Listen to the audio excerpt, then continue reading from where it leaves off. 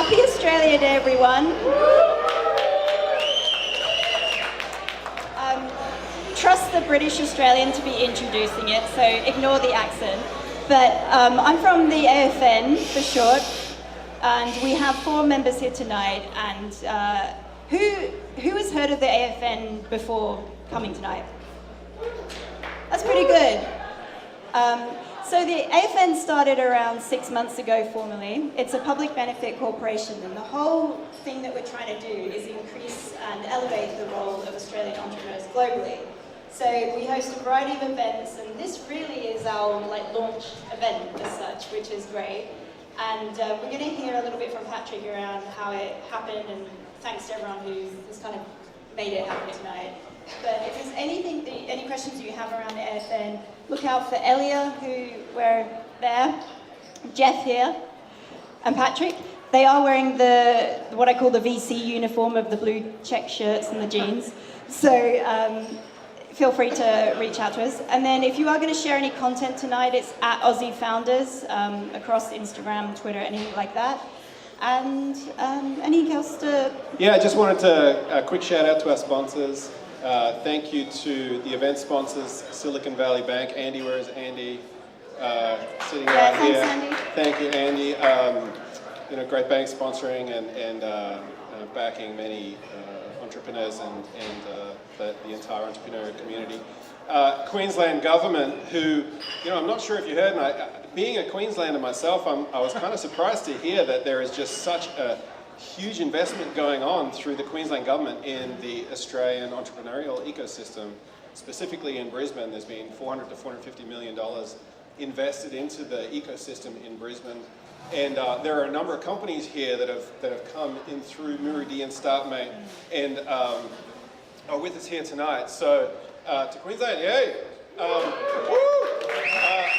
If you want to learn more about the Queensland Innovation Program and how to get money from them, they're going to be right over here in the corner.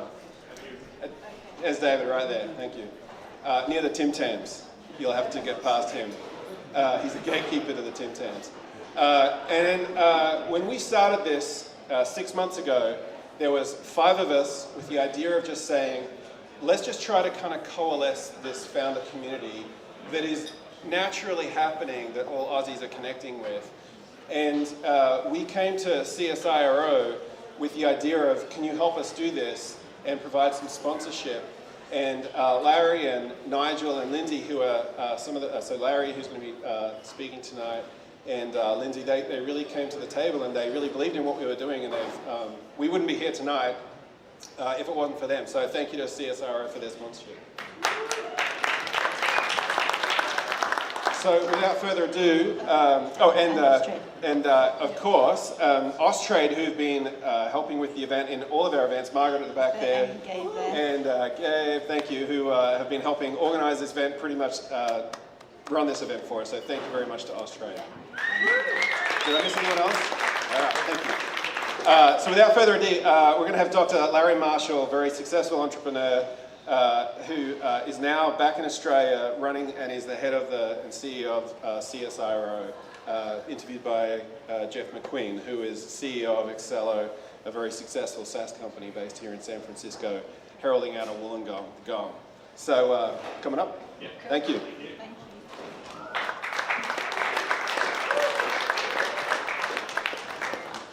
Come on up, Larry. I promised to have a beer while you had your wine, so on camera this wouldn't be awkward. And then I realised I've got to have my notes, and that's going to be a problem without it. So, but the beer's right there. Everyone can. I don't have any notes. Yeah. Well, thankfully, you just get to do memory, I think, with this. So, everyone, it's actually a really great pleasure to be able to have an Australia Day event with such an amazing turnout. This event's been, frankly, a bit over 3 weeks in the making, and we've gotten about 200 amazing folks here to be a part of it. And it's also a really great opportunity, I think, to hear a personal story as well as an update for what's going on around innovation in Australia from someone who's very much on the pointy end of the spear, as well as someone who's spent quite a lot of time in the Bay Area as an entrepreneur, as an inventor. and then as a VC. So we're kind of getting the whole package tonight, and I couldn't be happier to have Larry as our guest. I'm sure there'll be a lot that we can all take away from the chat. We'll also finish with a Q&A. So if you've got questions as we go along, just keep them in the back of your mind, and we'll definitely do a Q&A. Now, as mentioned, there's a fair bit of ground to cover, and I guess, as per the introduction, as Larry gets set up, we've got to make sure we get this all down. Yeah, just for now. Put your money in the bowl, and we might see more later. So everyone knows you're the CEO of CSIRO, and I guess the story of your journey to that point actually starts a bit before finding yourself in the Bay Area. So we caught up for lunch the other day where I found out all the cool juicy stuff. So hopefully we'll get it again tonight. You said we weren't going to go into that. Well, only some of it, the early part of the day. And I think what was really fascinating was sort of hearing how you'd studied your PhD in Australia, and I was reading that you were a prolific writer of academic papers and just, crushed it, focusing on physics and photonics. And then you came out here to Stanford. Was it 1989 you came out? Yeah. And what made you choose Stanford? Because you shared that there was that sentiment of you do a PhD in Australia, write a bunch of papers, you get into a postdoc program internationally, you get your sort of experience up, and then you go back to Australia as a decade-long experienced internationalist, become a professor, and wait to die. And that's not quite how it played out. What made you choose Stanford? So in '88, it was the Bicentennial Physics Congress in Sydney, and Bob Beyer, who was the Dean of Research at Stanford, came out and gave a keynote. He's a very famous guy. But no one ever bothered to ask Bob what he wanted to do while he was in Sydney. So as a PhD student, I had no fear, and I sort of said, Bob, while you're here, what do you want to do? And he said, actually, I love to surf. So I took him surfing for 3 days up the North Coast, and he loved it. And then he invited me to come to Stanford. And that literally was that easy back then. That's awesome. That's fantastic. And so you find yourself in Stanford. It's Silicon Valley, 89. One of the things that struck me when we were talking is that a tech company back then meant absolutely a hardware company. There wasn't really ambiguity, was there? No, software was going, but we were still in the Intel era. So deep tech, really hard science, lots and lots of stuff spinning out of Stanford. I mean, if you think about it, the internet wouldn't have happened if it wasn't for Cisco, which, by the way, broke every VC rule there is, the most cardinal one being never invest in a company that's founded by husband and wife. And if you know the Cisco story, the wife fired the husband a couple of years into the deal. Imagine that. They're still married, by the way. It's pretty impressive. That is really impressive. And so you were saying when we caught up that it was part of being at Stanford that led to a bit of serendipity and put you on an entrepreneurial path. How did you find yourself having dinner with, who was it? It was Jim Collins, the author of Good to Great, a book that many of us have read. He was your house guest. How did that happen again? Yeah, so Jim was a professor back then, and this is years before Good to Great. But he was one of the people, and Bob Joss was at Stanford too in those days. But Jim sort of noticed me sneaking in and out of the lecture halls, and he said to me one day, Larry, we know you're doing engineering. You don't have to sneak in. We encourage people to attend. And just because you're doing science and engineering doesn't mean you can't learn about business. And then towards the end of probably 6 months in, he said, actually, it's sort of obligatory. And there was this great course that Feynman from Caltech did in the last years of physics that teaches you about the social responsibility of science. Feynman was one of the guys that invented the bomb. And he talks about how excited they were when they invented it and how depressed they were when it was used. And so the course is really poignant because it basically is aimed to teach you that you have to have a social responsibility for anything that you create. What Jim's version of that is you have to be responsible for the benefit, the impact to society, to the world of your science. It's not good enough just to make a discovery. You have to figure out why it's important and actually try to deliver that as some kind of solution to the world. That's a profound insight. It was for me back then. Because as you said, you know, a guy doing a PhD in physics is going to go and do a postdoc at Stanford or Harvard or Oxford. Maybe 10 years of doing that, you'll go back to Australia and you'll become a professor. And it's a beautiful, virtuous cycle that's completely self-contained. And, you know, we need to break that cycle. We need to do much more with our science. We need to deliver impact to the world. That's the purpose of science. And so was that a catalyst and a bit of a kick out of the academic nest for you that led to you to, you know, pursue creating technology companies when you sort of discovered that and were presented with that? Yeah, well, I know from my dress sense that this will be hard to believe, but I wasn't that confident back then. And so I did the first startup I did wasn't one that I founded. It was I went in while it was being founded, but I wasn't a founder. And I love the idea of this one. It was kind of a stupid idea, as it turns out, but the guys that founded it had this idea you could use lasers to send information through optical fibre using light. It was a really stupid idea. And it didn't work because the technology was way too hard, but we pivoted it and we managed to turn it into something else and to sell that company. But it kind of taught me everything I needed to know about startups in the sense of, you know, plan A always fails, or most of the time. Plan B fails, plan C fails, you know, but you never give up. You know, the only real failure in a startup is if you don't get up and try again, if you don't have another go. And so that was a fantastic lesson to learn when I did found my first company, which also went through a whole series of reinventions and pivots and near bankruptcies and so on. And so you've sort of jumped in. Tell us about the first company you started, because I think I was impressed to find out a little bit more about, you know, anyone who's had laser eye surgery probably needs to buy you a beer, right? So the first one was doing this thing called the eye-safe laser. And lasers are dangerous, right? They're really dangerous if they're in my hands. And Brad, who's in the audience, who was a co-founder of a company called Iriderm that treated skin disease with lasers, will tell you that someone one night set off this 3,000 milliwatt laser in Portland and actually might have lit up the wing of an aircraft when they did it. It wasn't me, by the way. Eye safety is really important, and it turns out that the fluid in your eye absorbs a particular band of light, and if you can make a laser that will operate in that band, you can run at thousands of times higher power levels safely than you can at other wavelengths. The trouble is, no laser naturally wants to work at that wavelength. So that company was sort of founded around this idea of you could shift the wavelength of a conventional laser really efficiently, really economically, and make a product there. And it's funny, that company wasn't that successful. It was, you know, a reasonable multiple when we sold it, but I was amazed to hear that those products, many of them are still in the field today doing what they did back then in really common applications that you may run into every day without knowing it. That's awesome. And so was that the first company that you started after?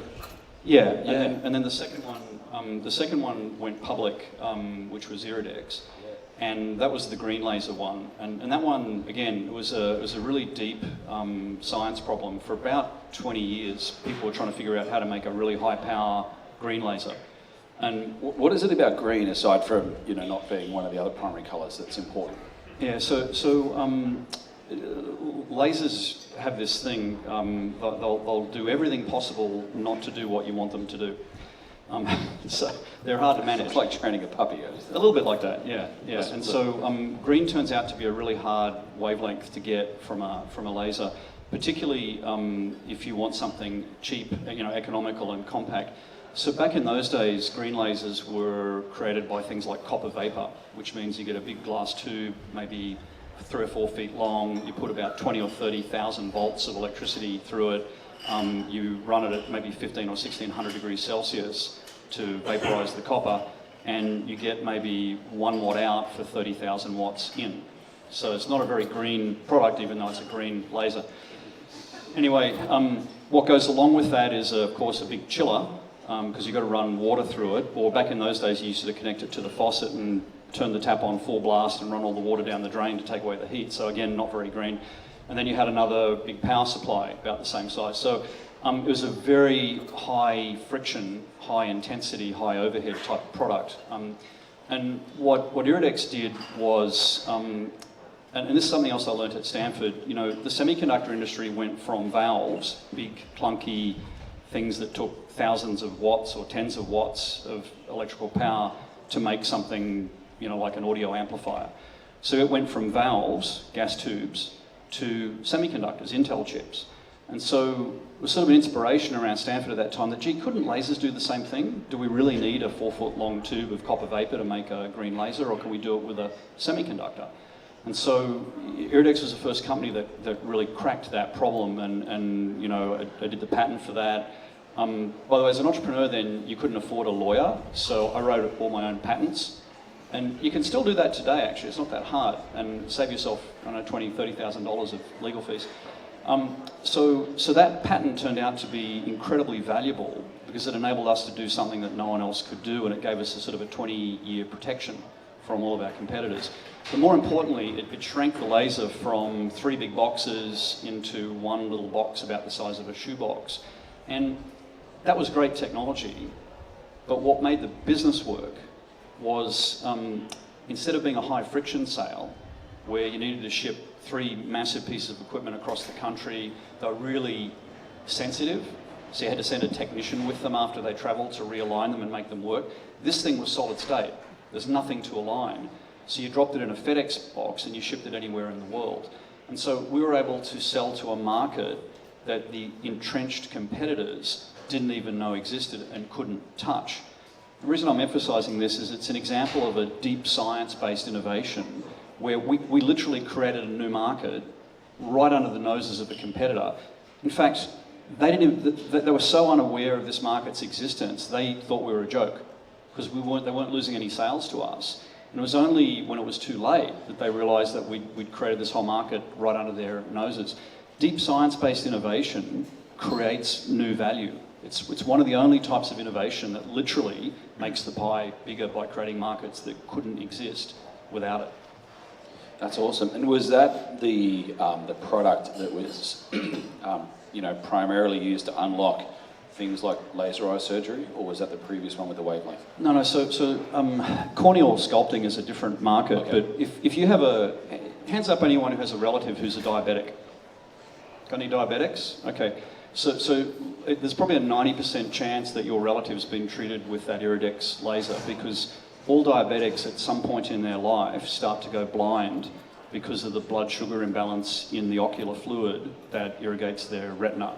And this laser enabled really widespread treatment of that disease. And literally, you basically blast the retina peripherally a few times, and you stop the blindness, you arrest the disease. What's also amazing about Iridex, if you want to visit it, it still exists. It's on Terabella Avenue in Mountain View between Microsoft and Google. And the Google folks that I know drive past it every day on their way to work, and they're like, what's a hardware company doing here in Silicon Valley? And what's more impressive is it manufactures its product in the back room in Mountain View. It's made in California. I think it's one of the few Brad, your medical product's probably still made in California too. But it's an example of really deep innovation where the value of the innovation is so high that cost of labor is irrelevant. You do it here in California because you control quality.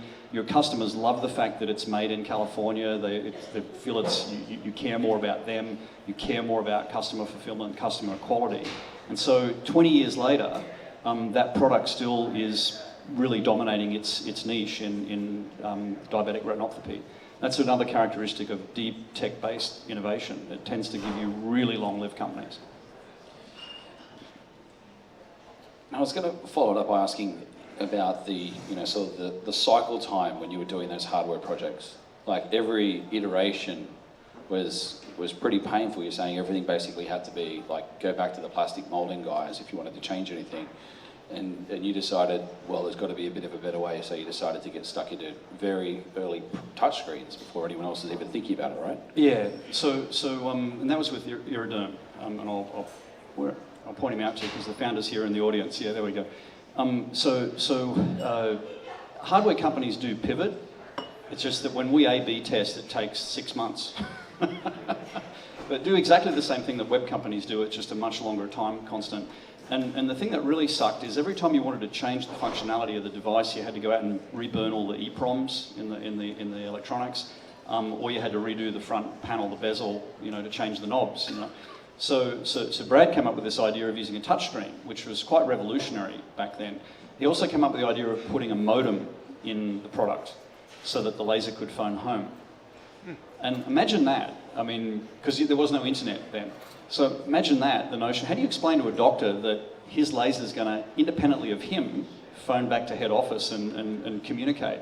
They really were suspicious about why we were doing it, but it was an enabling piece of technology because it let us monitor the product, and things didn't fail in the field. We were monitoring them and we could actually replace them proactively, and that was another thing that was unique because the thing was so small. We could FedEx it, you could really give them a level of service that they'd never had before. Again, I'm amplifying this because the technology was amazing, but it's what it enabled for the customer experience that made the company so successful and so long-lived.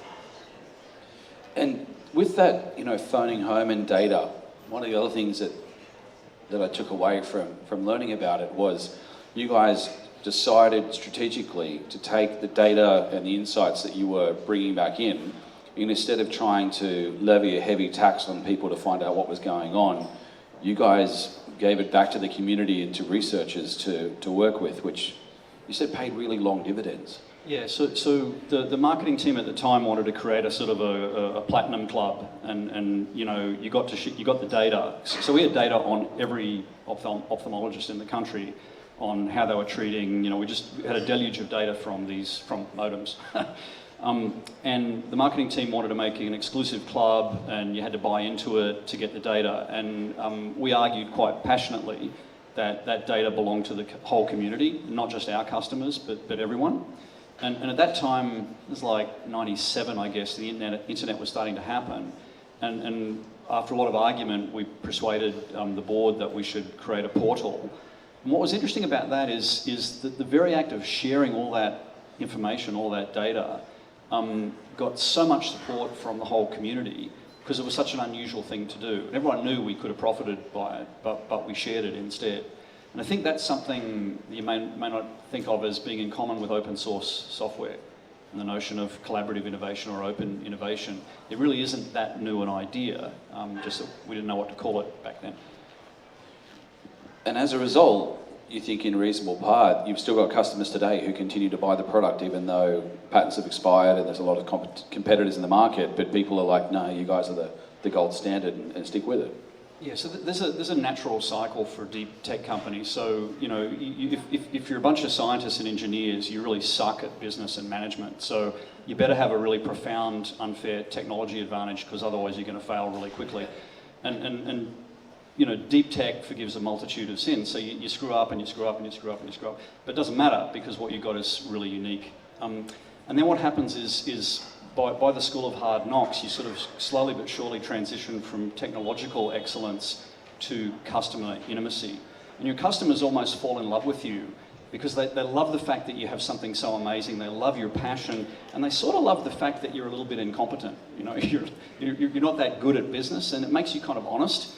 So there's nothing like going to a trade show with a bunch of engineers actually talking the technology with customers. There's an authenticity to that you don't get at your typical US trade show. And so we used to, after a few years, we learned that was a really great advantage in several companies. But you have to you have to cross that bridge to sort of customer intimacy, because that's the thing that really holds you in the market kind of forever. If you can always be giving the customer what they need, always be sensitive and responsive to their needs, then it becomes not about the technology, but about the customer. So speaking about technology, that crazy idea of shooting lasers down glass tubes, which for those who aren't as familiar is now known as fibre optics. We're dealing now with the mid-1990s. All of a sudden, it's the big telco build-out of the dot-com boom. How did you pivot back into that? Tell us that story. Yeah, so in '99, I founded two companies concurrently, one called Lightbit and one called Translucent. And it's just one of those years where there were a lot of things going on, a lot of ideas, and got a term sheet from Intel for Translucent, got a term sheet from Mayfield and Excel for Lightbit. I think at that time I was like the first or second Aussie founder that Excel ever funded. It might have been the first, I think, but anyway. And then you're stuck with the decision of which company are you going to run, which I hadn't had before. That was sport for choice. That was a tough one. So both technologies actually I didn't invent. They came out of Stanford. And the one that I ended up running was Lightbit, and I found a CEO to run Translucent. And what Lightbit did was we tried to create an optical chip. In other words, something that does with optics what silicon did for Intel. So we literally, that whole notion of, going the way that Intel did, going from valves to semiconductors, we tried to build an optical processor. And it's only something that Stanford could do, I'd say, because they're just amazingly good scientists. And incredibly, we ran into 3 or 4 major roadblocks where the VCs were going to pull the plug. We literally offered the VCs their money back at one point because it seemed so impossible. But Kevin Fong, who ran Mayfield, was a great investor, and he just hung in there. Anyway, about 4 million into it, we got it to work. And at OFC, the Optical Fibre Conference in 2001, we demoed this impossible device where we transmitted data 1,000 kilometres. If you put light through a fibre for 1,000 kilometres at, say, 100 gig bandwidth, what comes out at the end is just completely scrambled. There's no discernible signal. But with this optical chip, we could regenerate it in real time at 100 gig, and what came out the end was only slightly degraded from what went in at the front. And that was really an amazing accomplishment that the team did. And at that point, the guy running KPMG at the time said, "This is the next billion-dollar company," because we'd done the impossible. 2001, bad timing. And so that's probably the great segue to the billion-dollar offer tear-up. So I won't mention his name, but a really famous VC who was on our board tore up an offer that we had on Lightbit. And to his credit, to be fair, a week earlier he'd torn up a similar offer from Lucent on a company called Qterra, which was Fari Diner's company. Fari's now a very famous VC at Sigma. And by tearing up that offer on Qterra, a month later, Nortel bought Qterra for 3.4 billion. So tearing up a term sheet was the done thing back then. So what he did was the right thing. The only trouble is his timing was a bit off, as was ours, because the market completely tanked, .com bust, 9/11, the whole 9 yards. Now, because it was so unique, about 6 months later, we got a $100 million offer from Avanex, who was still a really high flyer at that time. And he did tear that one up as well, which really pissed me off. And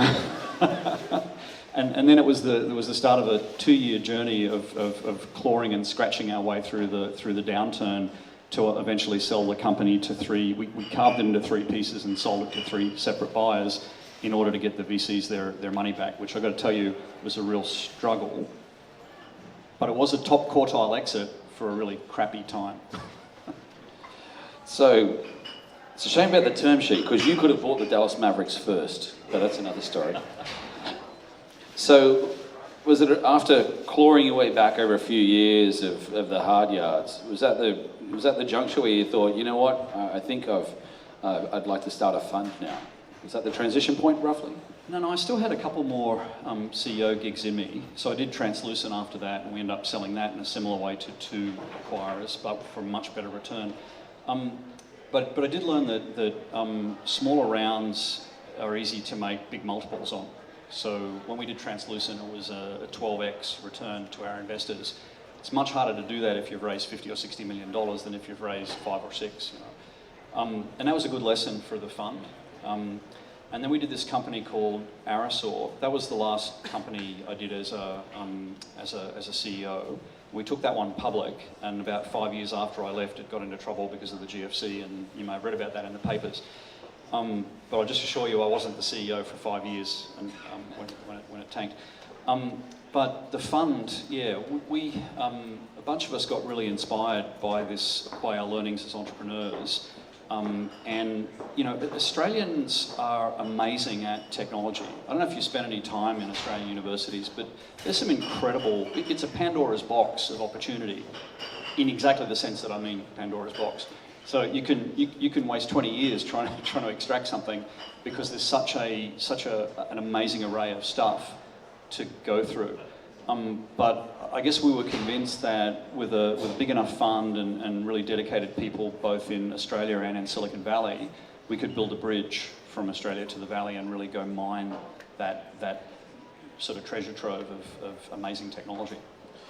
And the timing didn't work out brilliantly though, because the first fund of Southern Cross basically started deploying capital just before the GFC hit. Yeah, that's right. So traditional fund theory is you want to get a couple of later stage deals away early in the fund so that you can generate some exits early and some returns for your LPs. And that's great unless you hit the global financial crisis 2 years in.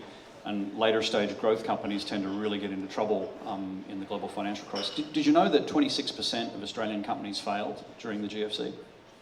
26%. Wow, wait, of all companies? Yes. Wow. 26%. And the stat for the US isn't that much lower, actually. So it's a pretty awful time if you were in a growth stage. But, you know, Southern Cross, the team really worked their asses off to help those companies navigate through. And we had some really early stage science projects in that portfolio that you'd think would have died during the GFC. But again, they were so differentiated that we're able to find investors, not necessarily VC, but often strategic, that would come in with us and carry them. And Southern Cross delivered a phenomenal NASDAQ listing just last year with one of those companies that had no revenue, no customers at the time of the GFC. So very few Australian funds get a company from nothing all the way to the NASDAQ. That's pretty rare.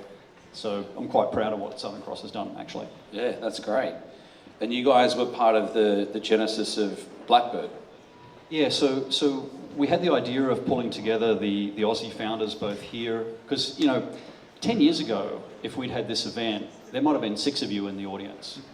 And 5 years ago, there might have been... And 3 of them would have been Cannington's friends. That's right, Cano's mates. Yeah. 5 years ago, it might have been, I don't know, 20. But when I left 2 years ago, there was about close to 100. And I think today there's over 200. Yeah, so it's 200 registered just for tonight. So it's grown really exponentially. So we got this idea of tapping all of our friends who'd been successful entrepreneurs and kind of creating an Australian version of the Founders Fund. And we pulled Nicky into our office in Sydney and we loaned him our financial services license and we basically helped him raise Blackbird 1.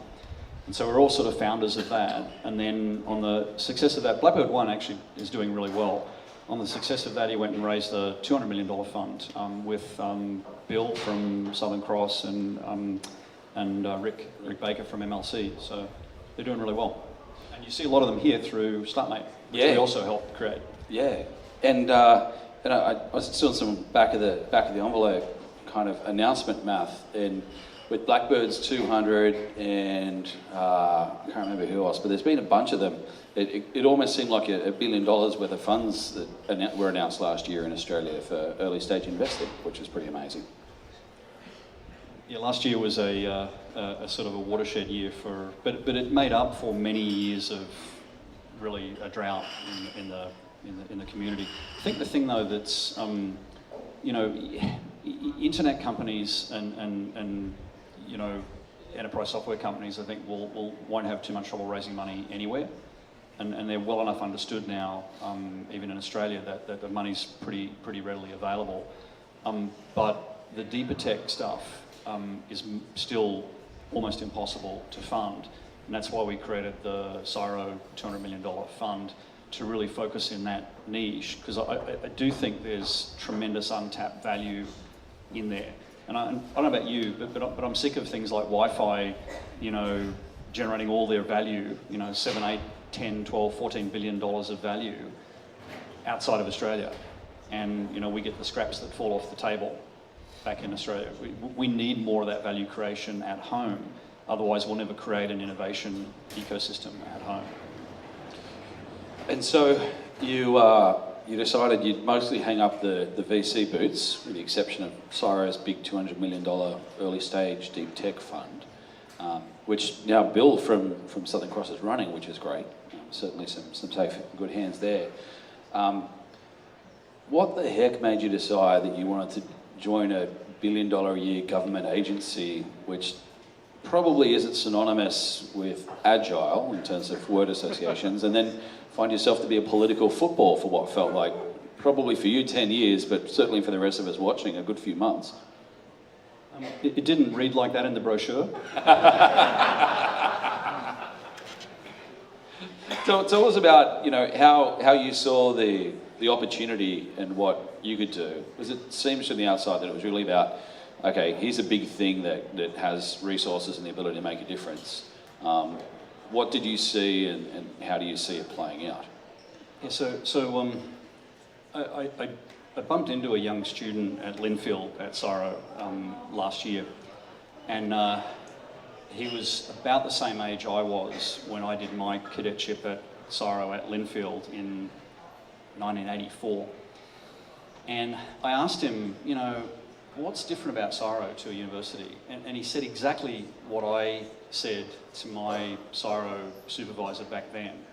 And it just struck me that there's this, it's in the DNA of that organisation. It's, when you unleash students into that environment, universities are great, they're fantastic, but CSIRO has this sort of magic, this ability to really connect into real problems. And there's a passion in there about science, but there's more passion about solutions and impact. And it sort of always struck me watching CSIRO from afar, because John, Bill, Bob, Mark, we all in Southern Cross, we all tried to do deals with CSIRO to get stuff out, but it was every bit as hard or impossible as doing a deal with a university. It's just really hard to deal with academic institutions to extract technology. And when Megan called me, Megan was the CEO, she's a phenomenal CEO, by the way, and she kind of quietly called me and said she was retiring. She's like, I really want you to think about this, because this could be like tailor-made for you. Because someone needed to go in and figure out how to unlock the Pandora's box, how to untap access that untapped potential. And what's amazing is as noisy and messy and bad as the politics has been, as messy as the media has been, the business metrics of the organisation in the last 2 years have been phenomenal. So CSIRO's posted the first real growth in 20 years. CSIRO's shown almost 10% increase in global revenue, industry revenue. Hasn't seen that in at least a decade. So as noisy as it is, as much as people don't like what we're doing, from a business metric perspective, it's knocking the ball out of the park. And parts of the organisation are less happy than others. But think about, a scientist that spent the last 30 years working in agriculture, trying to figure out how to breed drought-resistant crops, or you might not know, but CSIRO, the reason that Australia has a cotton industry is CSIRO. The reason the world has woolen suits with pleats in them is CSIRO. The reason the world has soft extended wear contact lenses is CSIRO. So there's a lot of practical science history there. But imagine going to someone who's worked in ag for 30 years and saying, hey, I want to put you into a lean launchpad program. I'm going to drop you in with a bunch of entrepreneurs and investors. They're all going to be 30 years younger than you. You're really going to feel uncomfortable, but they're going to teach you things that you didn't realise you needed to know. And I can think of 6 people off the top of my head who are 25 or 30 year CSIRO veterans who I got letters from after they went through our ON program, which is our science accelerator, saying, oh my God, I should have done this 30 years ago, 20 years ago. And their managers are like, what the hell are you doing? Did you brainwash them? Because they come back like 24-year-olds, completely re-energized and passionate, and they're out talking to customers. Getting scientists out of the lab is really, really hard. But when you do, there's an authenticity and an honesty when they engage customers. When they talk about their science, customers trust them, they believe them. And they get, when the customer gives them that belief, they feel committed to deliver. And that's another thing that's really unique about CSIRO, which is what the student said to me, which is, when we agree to do something, nothing stops us. No matter how many times it fails, we get up and we go again and again and again until we succeed. And that's the heart of any startup, the heart of any entrepreneurial company. That's awesome. In terms of the living through the eye of the storm... You're not going to leave that alone, are you? No. Actually, I kind of want to tease out the lessons or the insights, because I don't think many of us have faced it, and hopefully we don't have to much. But when you copy a kicking left, right, and centre, and then trying to get some sense of distance, like perspective, like what lessons can you share for anyone who finds themselves copying and kicking like that in the public domain? Well, you're all entrepreneurs. So by nature, you're resilient and stubborn, and wouldn't really matter what anyone said or did. You just keep doing what you're going to do anyway, because that's the spirit of an entrepreneur. So the media kicking kind of, it's a bit of water off a duck's back, I guess. You do learn to be a little, perhaps, less honest, or to keep your mouth shut. But when someone's hammering you, so we made a small shift. About an 8% reduction in our investment in climate measuring and modelling, and about a 10% increase in our investment into mitigation and adaptation. So the idea was, we spent 25 years studying the climate, pretty sure we know what's going on, maybe it's time to actually try and do some mitigation of climate change. And that was really the eye of the storm, that was the heart of the challenge. And it was impossible, that message that I just told you in about 20 seconds, it's impossible to get that message out. Impossible. All media channels were closed. Well, they were wide open, they just didn't want to tell that story, they wanted to tell some other story. And the worst one was getting on the front cover of the New York Times with a headline, "Australia turns its back on climate science." And, I don't know about you, but I've never been in a situation where no one really wanted to hear the truth. So at that point you sort of think, well, I guess I better stop talking and just get on and deliver. But you can't stop. And I guess one thing I'd say for a lesson that Australian CEOs could learn, I'm not talking about startup CEOs, but bigger company CEOs, it takes a lot of personal courage and commitment to stick to your plan. And people, when they think you're going down in flames, tend to back away and get as far out of the kitchen as possible.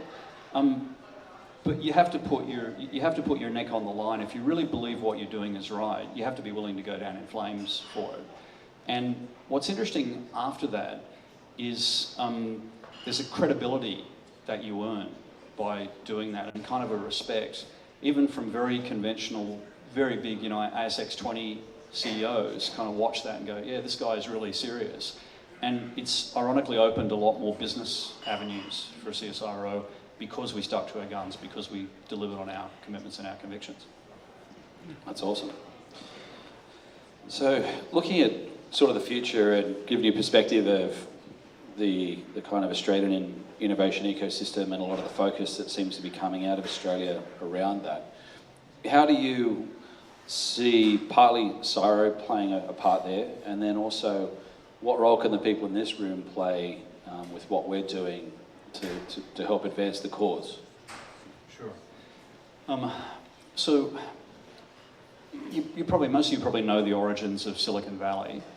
You probably know about Shockley Labs and how Noyce and Andy Grove, got the shits one day and quit, left. They didn't know what to do, and they decided to create a company called Intel.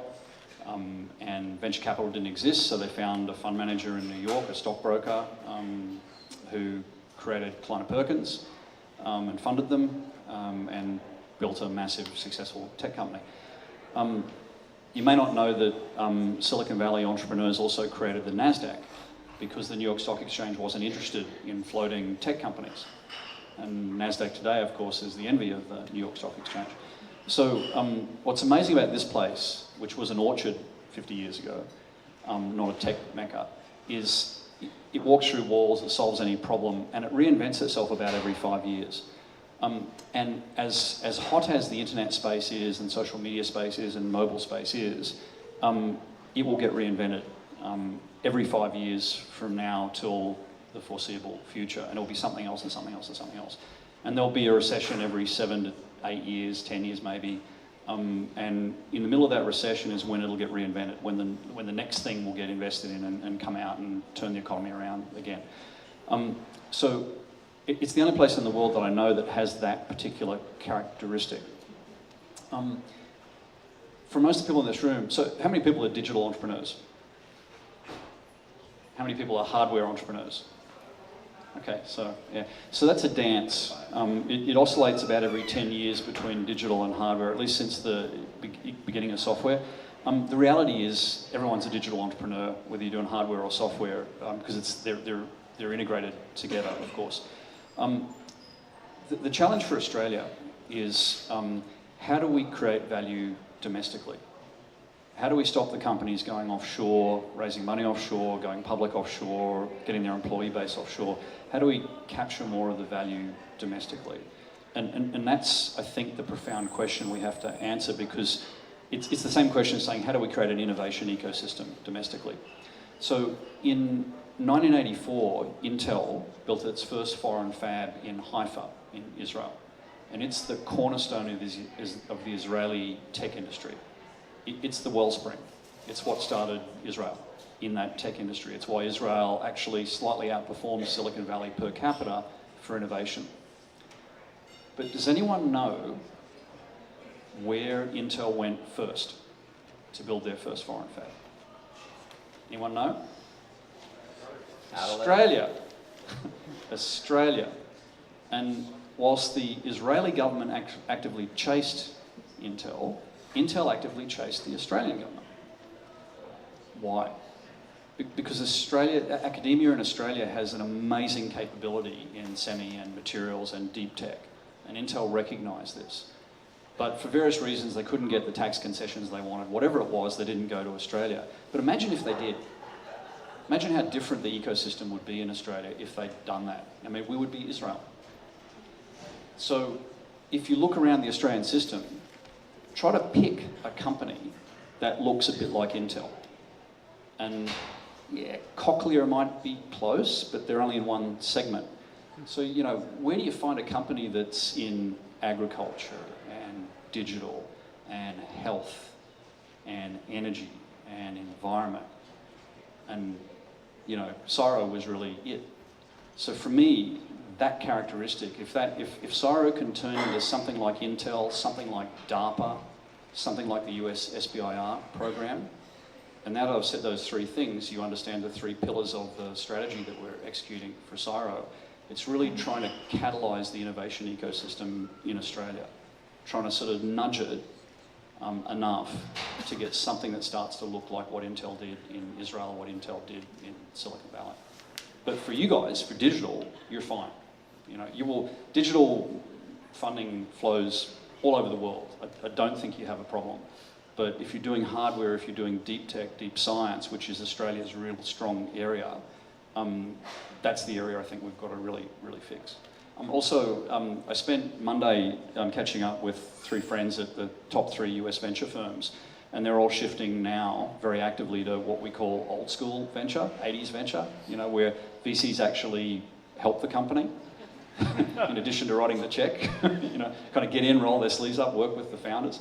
All three of them told me the hottest area for them is food and agribusiness, because they're trying to figure out how to feed the world. The fourth one I talked to said water. Water is the new oil. They're focusing on water, but food and agribusiness. So that's CSIRO's strongest area. So I think there's a good shot that we have it really catalysing an innovation ecosystem in Australia. And I guess the community that's here, you're probably right. It's, you know, digital, for example, will be able to make its own luck, geography notwithstanding. Are there any things that come to mind, I guess, from your perspective, having been experienced here and knowing the ecosystem, that you think can be that we can help with as those hopefully, you know, early you know, sort of shoots germinate and something comes of it? Sure. So we did our first M&A deal last year, which was Nectar, and Adrian Turner, who was an entrepreneur here in the Valley for about 17 years, was able to twist Adrian's arm, admittedly to the breaking point almost, to come back and run Nectar. But he's doing a fantastic job, and so he's got 1,000 data scientists working on machine learning, predictive analytics, to kind of give that capability to the Australian system. There's so much that you see every day here in the Valley that could help shape the market vision that he needs. So I think being able to connect with all of you and get your perspective regularly on where the market's going. Because, historically, Australian science has been all about science push, not about market pull. And that's probably the other cause of controversy around the CSIRO strategy, because we invested a lot in using science to... So we used to use science to predict, the future of climate. Now we use the science to project the future of Australian industries and how they'll be disrupted by global events, including climate, but also geopolitics and so on. Because we're trying to get a better market roadmap so that we can invest in the right areas of science that the country needs to navigate that disruption. In the digital space, you guys can really help with that. And in return, there's some amazing capability in that digital team. They live to solve problems. You'd be amazed how many companies tap them to solve really wicked problems. So, in return for the market vision, that team would love to help you guys navigate some of your technical challenges. Well, that's been fascinating. I'm sure there's a few questions out there, so I think it'd be great to throw to the crowd to see what the questions are. Geoff, do you want me to carry your microphone? Probably a good idea. Okay, cool. If you raise your hand, I'll try to run it over to you.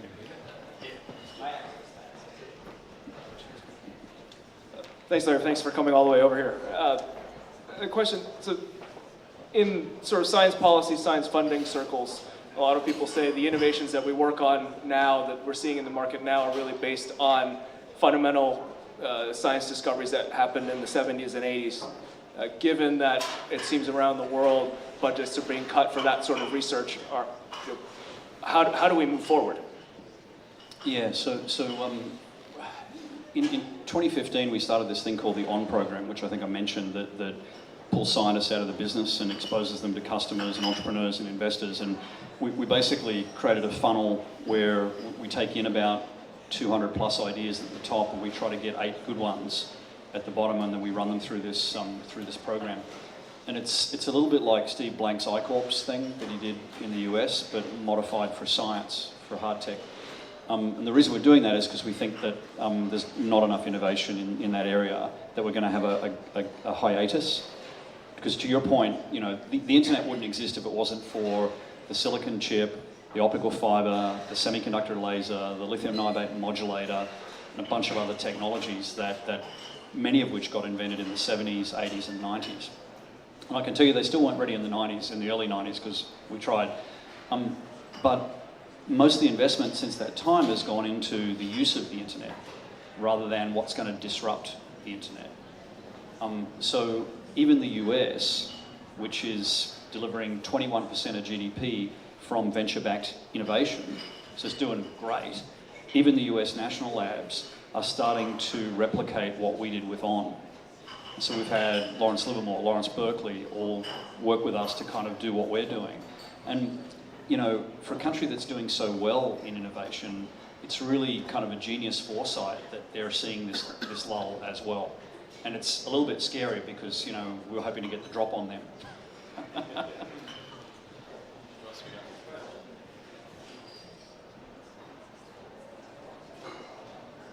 Yeah. Hi, Lachlan from CSIRO. We're a startup in Brisbane. I'm just wondering, what can Australian startups expect from the Data 61 program that CSIRO is running this year? So the old NICTA, their mission was primarily to create spin-outs. And the mission of Data 61 is not that. Its mission is really to help Australian companies, large, small, SMEs, startups, navigate digital disruption. We still have done a couple of spin-outs, kind of by accident, and we probably always will, but the mission is a bit different. So as an Australian company, you should be engaging them, try and get help for navigating the digital technology that you're working on. If you're a digital person, it'll be pretty easy to engage with them. One of the other changes we made to NICTA was to create, in hardware companies, you used to have a machine shop so that you could build prototypes really quickly and you didn't have to wait for some third party to do it. We did the digital equivalent in NICTA, so there's a whole engineering team that can do a GUI, a whole customer front end, all the sorts of things that you need to build for software or web-based products. That was a pretty big change. But we're finding that to be the most overworked part of NICTA because so many companies can get accelerated by having someone do that for them or having someone who can pull something from a library and just give it to them. We do tend to give a lot of stuff away, but please don't take too much advantage of that because otherwise we won't be able to keep doing it. So, relationship is better than a transaction.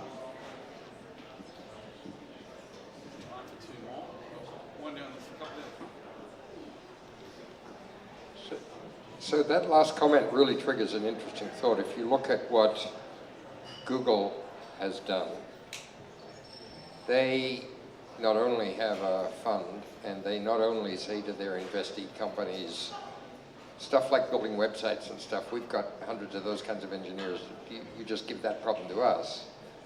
But significantly, they also receive 1 million unsolicited resumes a year.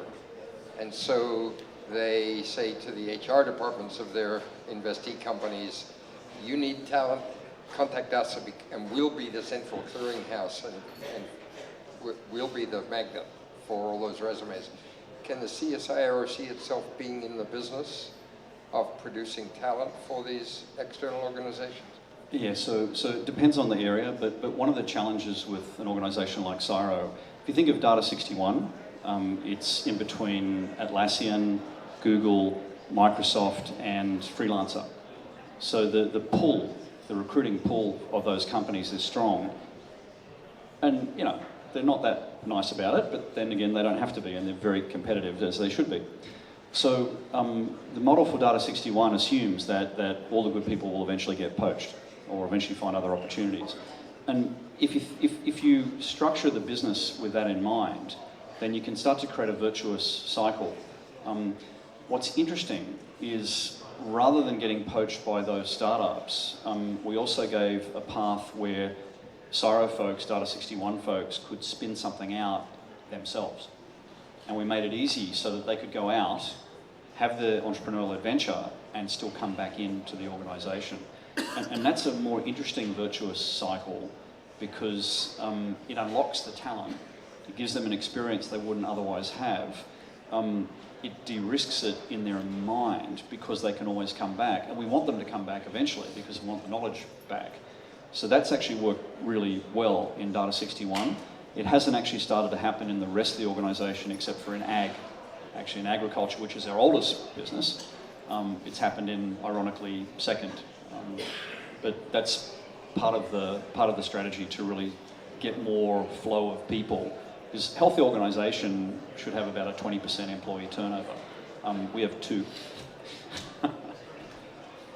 One more before we'll wrap up.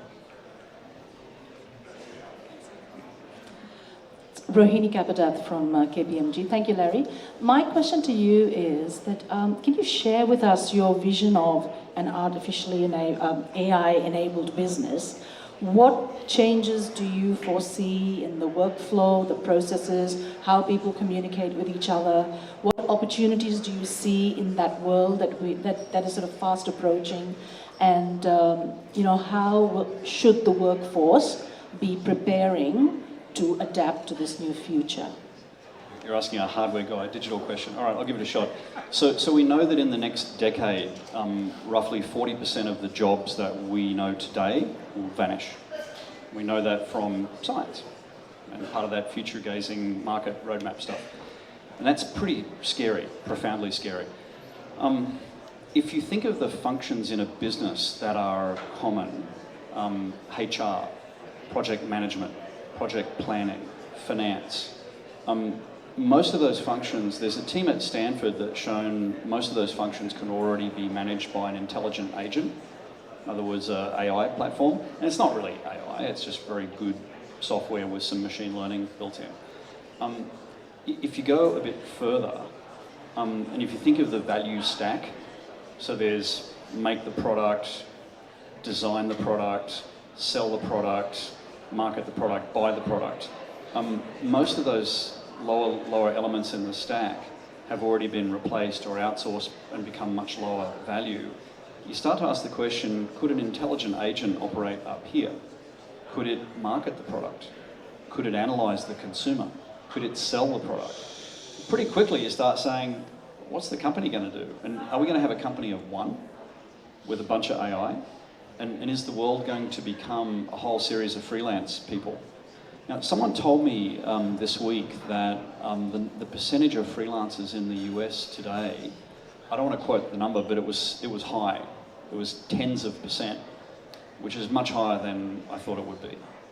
So probably you can Google the number, but the number I remember is, almost 30%, which I was stunned to hear, but I haven't checked it. But I think that's kind of the future. And as having dinner with a friend this week, and she got a great insight into millennials, and I don't because I'm not a millennial. And she doesn't have a car. She doesn't go out of the city because she doesn't need to. And her the way she engages with the world is so different to the way I engage. But that is the future.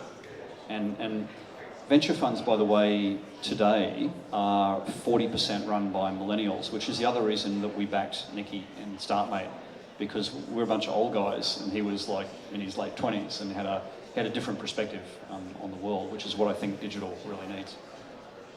So don't ask an old guy. All right, I think Ellie has some closing words for us.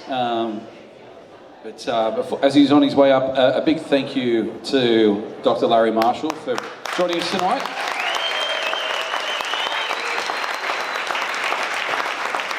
And Ellio's got some great stuff to wrap up with this year. He promises it won't be too long and you'll be able to get back to the beers. Margaret and the team still have some cold. But I'd like to welcome back to this, or welcome to the stage, Elliot Bazanis.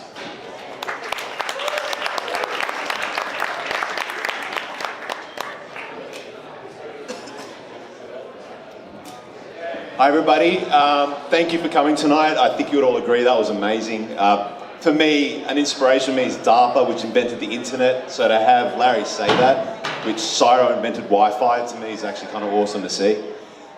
We actually had a null hypothesis ourselves tonight. We wanted to see how much alcohol would last.